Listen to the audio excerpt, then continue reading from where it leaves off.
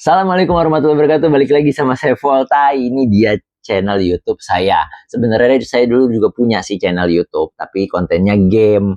Jadi saya pikir daripada disatuin, mendingan ya udah saya bikin baru aja. Kedepan sih saya nggak mau cuma kontennya tentang MLM, tapi seputar edukasi yang lain gitu ya, supaya saya juga pengen jadi bermanfaat, jadi pahala jariah buat saya dan bermanfaat juga buat teman-teman. Itu yang mau subscribe silakan, yang mau klik tombol loncengnya silakan, enggak juga nggak apa-apa. Dah gitu aja ya. Jadi intinya gini ya, latar belakang saya, oh ya nama saya Volta. Jadi saya itu dulu di 2008 lulus kuliah, sempat masuk di dunia insurance ya. Kemudian sempat kerja juga di IT ya, editing foto. Kemudian sempat masuk lagi di dunia insurance dengan bendera yang berbeda, dan sempat juga iseng-iseng masuk ke beberapa bendera MLM karena saya pengen tahu adanya penghasilan tambahan, katanya seperti itu ya. Kemudian di 2011 saya masuk lagi di MLM, dan di 2012 saya mulai seriusin. Saya mulai fokus dan saya mulai full time di MLM itu. Karena saya berpikir kalau saya serius, kemungkinan hasilnya juga akan serius gitu.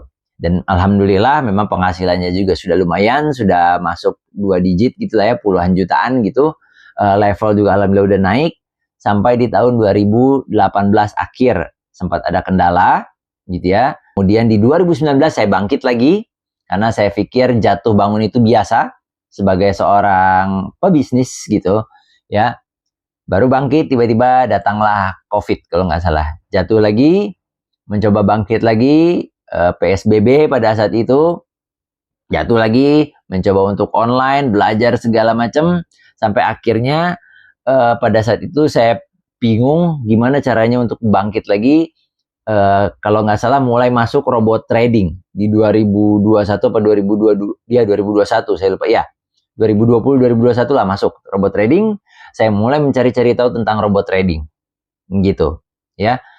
Pada saat cari-cari tahu tentang robot trading, pada saat itu pula kalau nggak salah ada acara Muslim Life Fest gitu di JCC Senayan. Kalau nggak salah di situ pembicaranya Ustadz Erwandi Tarmizi. Beliau tentang muamalah kontemporer gitu ya. Di situ saya datang, saya dengerin, kemudian oh ya ternyata begini dan begitu ya. Ya gitulah intinya. Ya. Akhirnya saya putuskan untuk sepertinya tidak bisa dilanjutkan lagi MLM ini. Tapi itu nantilah ya. Termasuk akhirnya nggak lama kemudian tiba-tiba robot trading habis kan, disikat gitu ya. Ya udah. Itu. Jadi saya pikir oh iya, mungkin ini memang cara Allah nunjukin saya nggak boleh. Gitu, udah. Oke, dah itu aja. Itu nanti masalahnya kenapa di ceramah itu nggak saya bahas. Tapi intinya gini, kenapa saya membuat konten tentang MLM gitu? Karena MLM yang dilakukan saat ini yang keluar dari ranahnya sebagaimana mestinya MLM itu dikerjakan gitu ya. Dan ini sebenarnya gitu menurut saya nggak baik terhadap apa, terhadap PT lain yang menggunakan sistem MLM. Kalau nggak percaya cobain aja. Setiap teman-teman ngomong MLM di Jakarta lah, udah nggak usah jauh-jauh, di Jakarta pasti udah masuk konotasi negatif. Itu dia masalahnya. Jadi gara-gara oknum semua kena. Nah, contoh gitulah misalnya. Jadi ada satu misalnya ya kita tahu guru pahlawan tanpa tanda jasa, contoh ya. Guru itu luar biasa. Ya, jasanya luar biasa. Tiba-tiba misalnya ada satu nih berita oknum guru ya, yang kasus-kasus gitulah. Ya. Dah dicap tuh semua tuh, guru nggak beres. Itulah. Ya mau ngomong apa? Itulah netizen. Nah jadi maksud saya supaya benar-benar paham alur MLM tuh seperti ini sebenarnya. Bukan seperti itu. Oke, jadi gimana sih? MLM itu terserah lo mau ngomong MLM, mau ngomong network marketing, mau ngomong direct selling, mau ngomong penjualan langsung, berbasis syariah, berbasis konvensional, sama. MLM juga itu udah. Ya, cuma ganti nama. Itu ibarat lu ngomong ini Delman apa Andong, udah sama. Loh iya memang sama. Gitu. Oke, balik lagi. Jadi ada PT, ya. PT ini menjual produknya dengan sistem MLM. MLM adalah sistem ya, bukan nama PT. MLM adalah sistem, ya. Nah, PT ini mempunyai produk, oke, dijual secara MLM. Nah, ketika dijual secara MLM, maka produk ini tidak diiklankan, tidak dikomersilkan, oke. Jadi siapa dong yang ngasih tahu ke orang-orang biar tahu ada produk ini gitu? Member. Itu tugasnya member, ngasih tahu ke setiap orang supaya orang jadi tahu, supaya orang jadi tertarik dan orang beli produknya. Oke. Nah, cara ngasih tahunya gimana? Ya banyak. Kita sebutkan manfaatnya, kegunaannya, atau misalnya kalau ada hasil produknya kita kasih tahu hasil produknya. Kalau ada testimoninya kita kasih lihat testimoninya. Ya kan? Contoh misalnya, dulu saya kalau bangun tidur tuh suka pegel-pegel. Misalnya, sekarang badan saya sudah lebih bugar karena saya konsumsi gitu. Atau apalagi, saya kalau main futsal gampang capek. Sekarang saya konsumsi ini, main futsal full time juga bisa. Segar, misalnya seperti itu. Jadi ada testimoni, atau misalnya dulu perut saya buncit. Nah, saya konsumsi ini, alhamdulillah saya turun berapa kilo, misalnya seperti itu. Kan bisa, gitu. Akhirnya, orang awam, gitu, pada saat kita mempresentasikan, pada saat kita melakukan storytelling seperti itu, orang awam akan mulai tertarik. Tapi ingat, belum tentu tertarik sama produknya. Ya iyalah, orang belum pernah pakai, gitu kan. Tapi dia tertarik dengan cara kita bicara, dengan testimoni kita, dengan cara penjelasannya, yang membuat calon customer itu atau orang awam itu jadi penasaran. Contoh misalnya saya bilang ini TWS, bassnya bulat, baterainya awet, suaranya jernih, gitu, ya. Akhirnya akan ada kemungkinan orang yang tertarik karena cerita saya.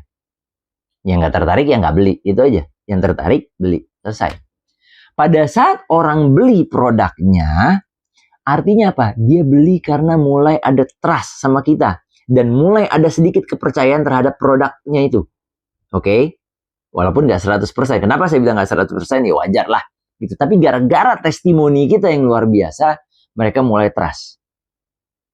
Pada saat sudah dikonsumsi sama dia beneran dapat hasilnya, maka dia sudah trust, percaya sama kita sebagai seorang member, dan dia percaya sama produknya. Itu kuncinya sebenarnya. Jadi asal muasal, asal muasal orang awam membeli produk PT MLM, PT dengan sistem MLM, karena produknya itu menurut mereka luar biasa, bagus. Hasil taunya dari mana? Dari cerita kita, para member. Oke? Paham sampai sini? Maka terjadinya jual beli produk karena testimoni, karena storytelling. Oke? Karena kegunaannya, karena manfaatnya, atau karena fiturnya. Seperti itu. Nah, sekarang dilakukannya aneh. Mereka tidak menjual produknya, lebih tepatnya mereka tidak menonjolkan manfaat produknya, kegunaannya, keunggulannya, atau mungkin fitur-fiturnya gitu ya. Tapi mereka lebih ke sesuatu hal yang lebih umum. Supaya apa? Supaya bisa diterima oleh khalayak umum. Contoh misalnya, siapa yang pengen lepas dari jeratan kemiskinan, misalnya begitu. Siapa yang pengen lepas dari jeratan kemiskinan bisa gabung sama saya, bisa tanya sama saya. Paham ya sampai situ ya? Maka ketika ada orang yang menelpon saya, ketika ada orang yang bertanya sama saya yakin mereka tidak butuh produknya. Kenapa? Karena kalimat pembuka saya seperti itu. Siapa yang pengen lepas dari jerat kemiskinan, bisa hubungi saya. Bisa bertemu sama saya. Oke, pada saat ada orang nih ketemu, Pak, saya pengen Pak lepas dari jerat kemiskinan, tolong Pak, bagaimana caranya? Oke, kalau ibu mau atau kalau bapak mau lepas dari jerat kemiskinan, bapak bisa beli produk ini. Ini TWS luar biasa, Busnya bulat, baterainya awet, tahan lama, Pak. Kira-kira